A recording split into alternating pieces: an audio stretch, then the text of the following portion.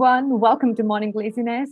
I'm Nilima Kayers, and today we are bringing to you an interview session with Ms. Avni Parekh, a published author of the book Be the Bigger Person Scenarios and Solutions to Better Yourself. So let us welcome my interviewee. And by the way, if you haven't checked out our magazine, Morning Laziness, please do. It is an official magazine dedicated to women. It showcases various articles, personal life stories, and interview sessions on different matters concerning women. And today, our interview is again Avni Parekh. So let us welcome her on board. Hello, Avni. Hi, Nilima. Thank you so much for having me. I'm so happy to be here. How are you doing today? Great. It's a wonderful day today. Feeling great, pumped, excited for our interview. Great. Well, since you're on board with Morning Laziness, what is your morning mood? So, my morning mood, in the morning, I always tend to reflect and seek answers inward by meditating. So, I'd say my mood is tranquil. Um, and that's given if hopefully I can maintain that tranquility throughout the rest of the day, but we all know it doesn't kind of happen. But I am thankful that at least I start my day out that way. Absolutely. Well, so which is your favorite meta character from our NFT collection called The Women in Metaverse?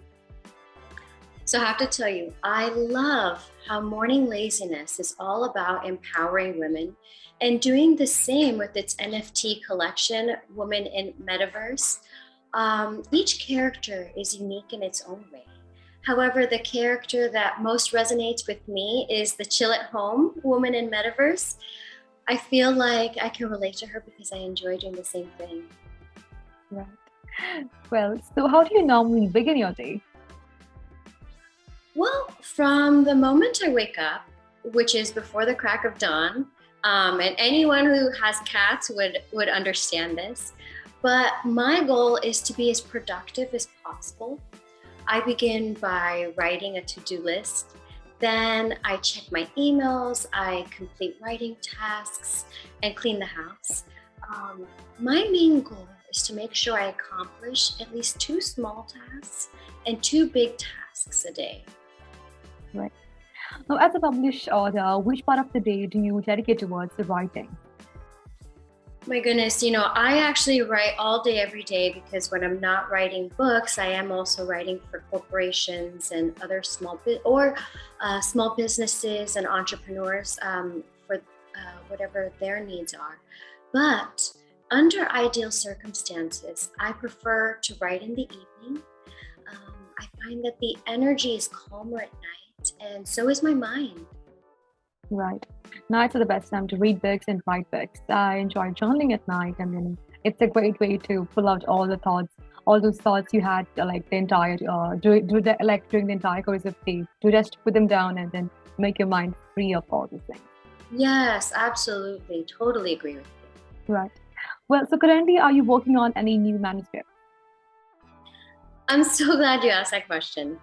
Yes, I am currently in the final stages of outputting a supplemental workbook to my self-help guidebook, Be the Bigger Person, Scenarios and Solutions to Better Yourself. Plus, I'm also in the process of wrapping up the manuscript of a cookbook geared toward conscious eating and the benefit of meatless diets, which I started back in 2019, believe it or not. I'll tell you, like, the publishing process takes so much time, and sometimes it could be just like a little tedious thing that's really hanging on, and that's kind of where I've been with that cookbook. But I'll tell you, everything's kind of moving along smoothly now, so super excited about it. Right. Well, so do you have to go, or do you hope to publish the same through this year? Yes, actually. So the goal is probably in the next few months, you will see the supplemental workbook. That's definitely coming out this year. And then with the cookbook, I'm still trying to, it just really depends on how quick I can actually get everything together. But, ideally, if it isn't this year, it will be at the beginning of 2023. Right. Now, what do you think is essential for an individual to become a better version of themselves? That's a fantastic question. What I would say is, in order for anyone to become a better version of themselves, they first need to be aware of the consequences of each action they take and how it impacts the people around them, their environment, the world. Everything that we do has a repercussion and it has a vibration in this world. And so really, in order to become the better version of yourself, you really must be aware of who you are, what you're doing, and what that impact is. Right. Like there is this thing about karma, right? For each and every action you do, you get to be reflected back. So yeah. 100%, absolutely. The energy you put out comes right back to you. Right. Well, so what would you like to share about your book, Be the Bigger Person, Scenarios and Solutions to Better Yourself with our women readers? Well, I wrote Be the Bigger Person, and oftentimes I'll say BTBP for short because it's so long, but so that the book could act like a friend in the pocket. I want women readers to know that many of the issues they face or may go through in life do get addressed in this book. For instance, how to deal with the negativity that comes from breastfeeding in public, or how to deal with being catcalled by disrespectful men, or even dealing with sexual assault. There are these topics that do get addressed in the book. What I do want to say is that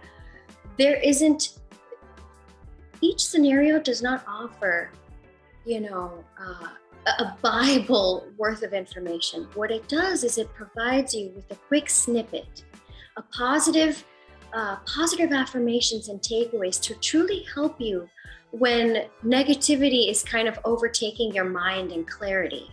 Now, what I do urge everyone, all readers, is that if there is a particular situation or scenario that truly resonates or they find is really impacting their life in a manner where it's making them feel depressed, or it's making them feel suicidal, or perhaps that they might harm other people. Right. These are the types of situations that I do urge every reader to just look in the back of the book, because I do provide the resources and the numbers for organizations that can offer true guidance and help. But of course, I do like to tell all my readers that if you are feeling that way, feel free to reach out to me as well. I do read my social, but also do reach out to the people closest to you, because they are the ones who are probably going to help lift you up in your most darkest hours. Very true. Well, so reading your bio, you kickstarted your career in public relations from an academic background in global affairs. So what influenced you to divert your career path towards entrepreneurship, blogging, and again, in the field of writing? So you're absolutely right. My degree is in international relations with a large focus on diplomacy. And that led me into a career in public relations. And while working in the corporate sector for many years, I used to blog and focus on my creative projects. Ultimately, I find myself feeling more fulfilled focusing on my creative and entrepreneurial projects because I'm able to help others in the process. Right. Well, you also happen to be a blogger, as you had mentioned right now. So what are some interesting upcoming topics you hope to work on? So I am a blogger. It's so funny because not many, my niches with Be the Bigger Person, and then my hair website, lovelylonglocks.com. There's such different worlds that not many people know I do blogging if you're from one world. But I have been blogging for over a decade, and it's such a wonderful release for me able to write for fun. On my hair and beauty website, lovelylonglocks.com. I plan on sharing more interviews with celebrity stylists and makeup artists. That's something I had done in the past, and I love interviewing just like you do, and getting the skinny, and especially for this particular niche, I like to help people with their self-care needs, and particularly women, multicultural women. Right. Now, NFTs are becoming the newest wrinkle in the tech industry. Now, as an entrepreneur, what is your opinion on more female entrepreneurs expanding their domain to this NFT world? Well, every time I hear my female friends talking about crypto, it brings a smile to my face. Also, reading about so many intelligent women who've been killing it in the tech industry truly makes me proud. Historically, women have always had an unfair advantage. However, I think NFTs have enabled women to thrive in a creative atmosphere, and they're really going with it. So, on that note, I do have an NFT project in the works as well. And I'd love to talk to you again and share more about it once the project is closer to launching. That sounds amazing. Well, we hope to hear from you more about the same. And including NFT female entrepreneurs, even our founder, Miss Shruti Sood, she recently started her own NFT collection called Women in Metaverse, and we were all really excited and thrilled about this because she was doing something really cool. Yeah, I have to ask you, what was the inspiration behind it? Because I know it's all about empowering women, but is there any idea of how, or any story of how the idea came about? Well, you know how we all move with a trend. We all are busy behind the bandwagon.